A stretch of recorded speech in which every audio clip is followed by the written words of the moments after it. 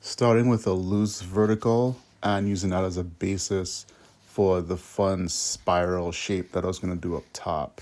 Then I started putting in some stylized eyes to match. Then I wanted to break out of it because it was getting a little bit too robotic for me already.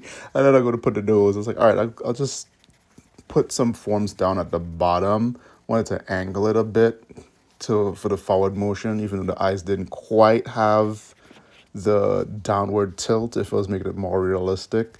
But I figured it could impart some motion or dynamism, right? Then I did a shape here, not how I usually would do a mouth, but it went for the mouth shape, and then I started to do a bit of hair patterns around it, right? So I'm thinking about what I want to add to the other sides of it because I didn't just want to do a bust underneath again. I want to get more hand practice as well. So I'm trying to think of what the hand might be doing as I'm filling in this because once I identify, all right, this is where the chin's going to go, cheeks, and getting the structure of where the hair, how the hair texture is going to be put out. It's a bit autopilot-y on that aspect of it. I thought about filling in the eyes, but I decided against it right here.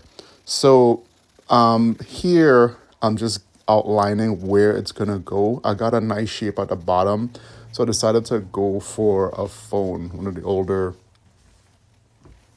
style phones on this one here. And then I figured, all right, well, I could have a bit of a hand coming in around it, surrounding it, a little bit further in the distance. So the face is pushed more towards the camera and the phone's a little bit away. So it and the hand holding it is smaller. And then I'm just pumping up a little bit of the contrast on the hand. So gloves maybe are being worn. So it's kind of I'm getting a little bit of bike messenger off of this, someone getting something done in a hurry. And then after this, tightening up some of the lines, firming them up some more.